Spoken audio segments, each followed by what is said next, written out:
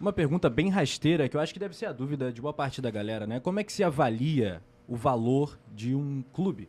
Esse valuation que eles chamam.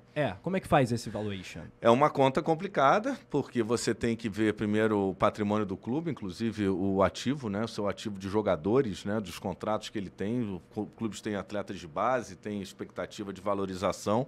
Você tem a marca, que é um outro patrimônio do clube, né? Da SAF, que a SAF tem que respeitar.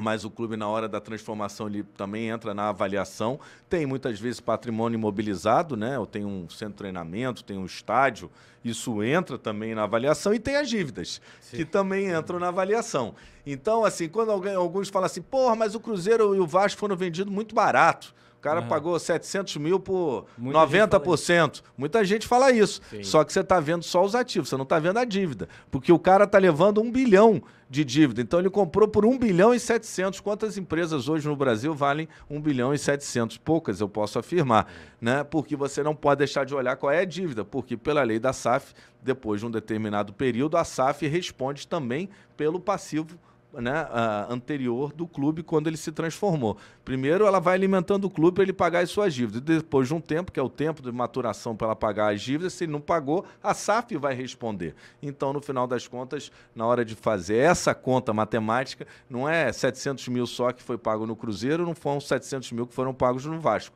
Na verdade, foi 1 bilhão e 700 que foram pagos para esses clubes. Mas se o Vasco e o Cruzeiro valem 1 bi e 700, o Flamengo valeria quanto?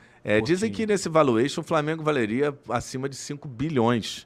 Né? Também eu digo, quantas empresas no Brasil valem acima de 5 bilhões? Muito poucas. Acho que é daí para cima. E aí, pra gente entrar no Flamengo, né, até a galera tá comentando aqui sobre, né, como seria o modelo de SAF no Flamengo e tal. E aí, antes eu vou fazer a minha crítica aqui, que a SAF eu vejo que é um modelo de gestão, né? Que aí, né, você vai optar ou não e aquela coisa toda. A minha questão com a SAF entra na questão, vamos dizer assim, social, né? Eu acho que a gente vê hoje o futebol, desde os anos, principalmente a partir dos anos 90, né? Final dos anos 80, início dos anos 90, ali começa a se globalizar. Os clubes no Brasil ficaram para trás nesse quesito. E agora a SAF meio que vem com essa coisa de modernizar e tudo aquilo que eu vi no Flamengo a partir de 2013, né? Sendo que o Flamengo, em 2000, ele foi meio que sendo pragmático. Ingresso R$250, 300, isso foi afastando o torcedor. Você vê, foi sábado, né? O jogo, sábado agora. Do nada, jogo 1-1, Cruzeiro, massacrando o Flamengo. Uma lanterna, porque a torcida do Cruzeiro tava fazendo, tipo assim, uma coisa que no Maracanã, vamos lá, raiz... Torcedor raiz. Não faria, estaria ali... Então a gente vê hoje que há uma torcida diferente, né? E isso vem dessa coisa de olhar o torcedor como consumidor, como cliente, né?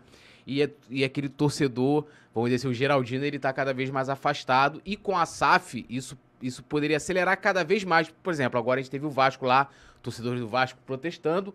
E, cara, assim, eu pelo menos não vi nenhuma nota, ninguém do Vasco, nem a parte estatutária do clube se manifestando para dar alguma resposta a esse torcedor.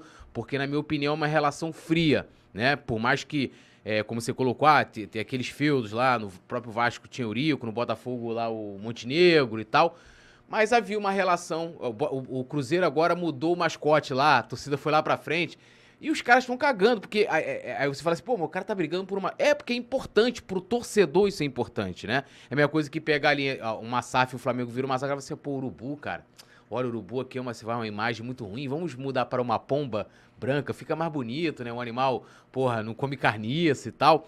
Mas o cara não entende o valor simbólico do urubu para o Flamengo. Então a minha crítica entra muito nessa questão social e acho que a SAF, o dono lá, o que for, o sócio, ele tem o pensamento pelo lucro, né? Ele tem o objetivo do lucro.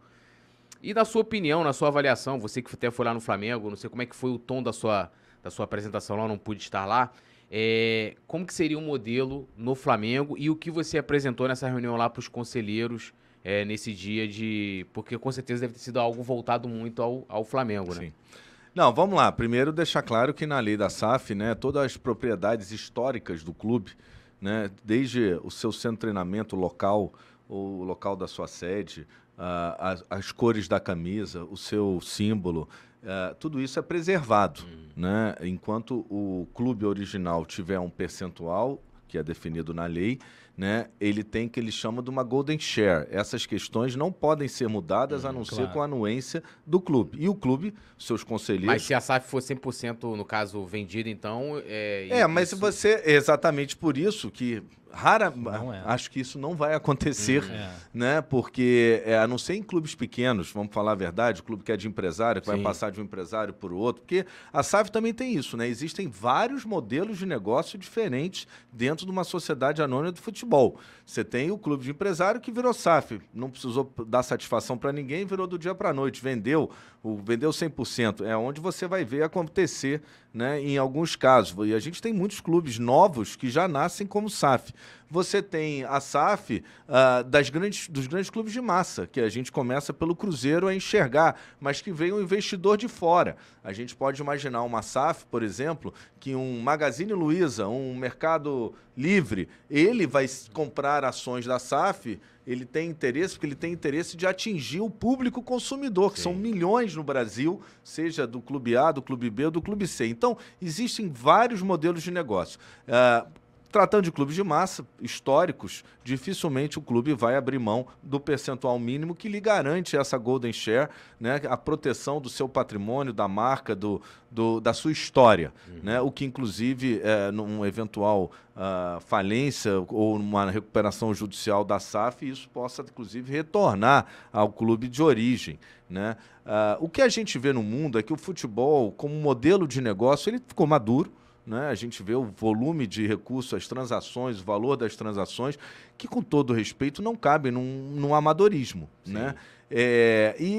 Esse dinheiro está circulando no mundo inteiro. A gente tem aqui na América do Sul, no Chile, já tem sociedades anônimas do tipo, no Uruguai, muito comum.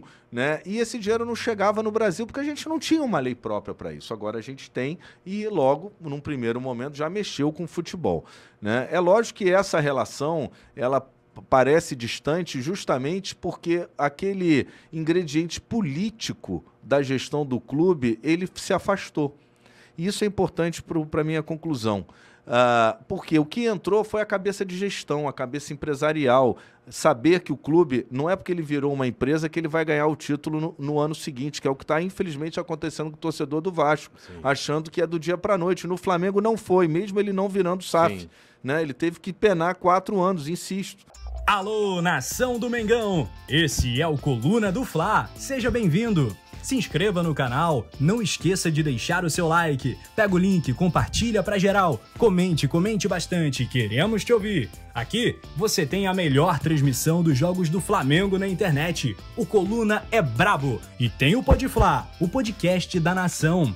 É muita resenha e um show de cobertura do maior do mundo, do jeitinho que a nação merece. Esse é o Coluna. Saudações rubro-negras!